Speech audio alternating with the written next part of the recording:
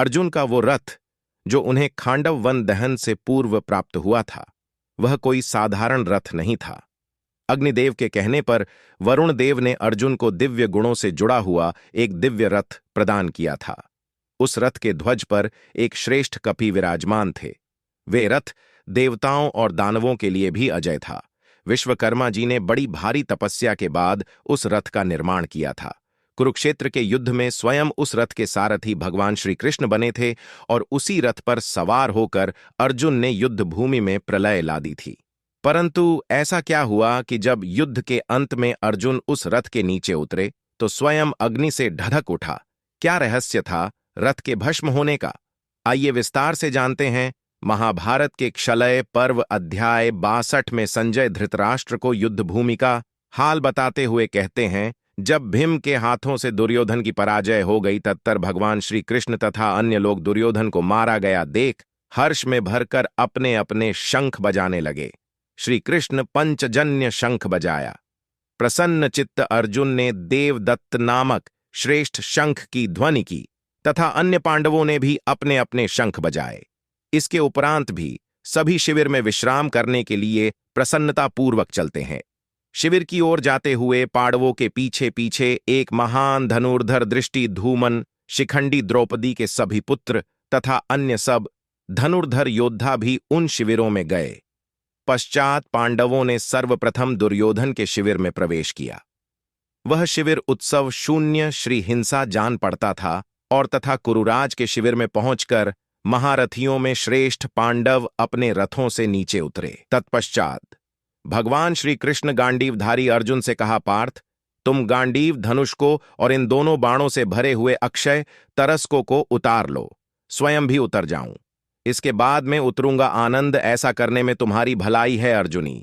वे सब वैसे ही किया जैसे श्री कृष्ण ने उनसे कहा। तदतर भगवान श्री कृष्ण घोड़ों की बागडोर छोड़ गांडीवधारी अर्जुन के रथ से स्वयं भी उतर पड़े। समस्त प्राणियों के ईश्वर परमात्मा श्री कृष्ण के उतरते ही गांडीवधारी अर्जुन के रथ के ध्वज स्वरूप दिव्य वानर उससे अंतर्ध्यान हो गए। इसके बाद अर्जुन का विशाल रथ, जो द्रोण और कर्ण के दिव्य अस्त्रों द्वारा दर्दप्रायिस हो गया था, तुरंत ही आग से प्रज्वलित हो उठा। गांडीवधारी का भाग दौड़ चूहा बंदर का घोड़ों सहित भस्म होकर भूमि पर गिर पड़ा। नारेश्वर उस रथ को वशीभूत हुआ देख समस्त पांडव आश्चर्यचकित से उठे और अर्जुन ने भी हाथ जोड़कर भगवान के चरणों में बारंबार प्रणाम करके प्रेम पूर्वक पूछा, भगवान, आश्चर्य सी बात हो गई। यदि आप सुनने योग्य समझे तो इसका रहस्य मुझे बता दें। श्री कृष्ण ने कहा, अर्जुन नवा प्रकार के अस्त्रों द्वारा पहले ही भस्म हो चुका था, परंतु मेरे बैठे रहने के कारण सम्रांगण में भस्म हुआ नहीं। कुंती नंदन, आज जब तुम अपना अभीष्ट कार्य पूर्ण कर चुके हो तब मैंने उसे छोड़ दिया है। इसीलिए पहले ही ब्रह्मा अस्त्र के तेज से भस्म हुआ, इस समय बिखर कर गिर पड़ा है। इसके बाद श्री कृष्ण किंचित मुस्कुराते हुए वहां राजा युधिष्ठिर हृदय से लगाकर कहा, कुंती नंदन, सौभाग्य से आपकी विजय हुई और सारे शत्रु परास्त हो गए। राजन, गांडीवधारी अर्जुन, पांडव कुमार भीमसेन, आप माधुरी पुत्र पांडु नंदन नकुल सहदेव, ये सब के सब सकुशल हैं तथा जहां वीरों का नाश हुआ और तुम्हारे सारे शत्रु काल के काल में चले गए, उस घोर संग्राम से तुम लोग जीवित बच गए। ये बड़े सौभाग्य की बात है भरत नंदन। अब आगे समय अनुसार जो कार्य प्राप्त हो शीघ्र कर डालिए। गांडीवधारी अर्जुन के साथ जब मैं उपलव्य नगर में आया था, उस समय मेरे लिए मधुपर्क अर्पित करके आपने मुझसे यह बात कही थी कि श्री कृष्ण, यह अर्जुन तुम्हारा भाई और सखा है। प्रभु तुम्हें इसकी सब आपत्ति उसकी रक्षा करनी चाहिए। आपने जब ऐसा कहा तब मैंने तथास्तु कहकर मैंने आज्ञा स्वीकार कर ली थी।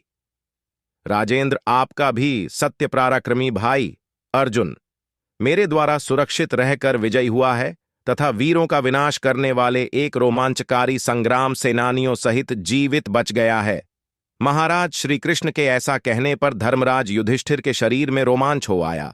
वहां युधिष्ठिर बोले, शत्रुमर्दन श्री कृष्ण द्रोणाचार्य और कर्ण ने जिस ब्रह्मास्त्र का प्रयोग किया था उसे आपके सिवा दूसरा कौन से सह सकता था। साक्षात व्रजधारी इंद्र भी इसका आघात नहीं सह सकते थे।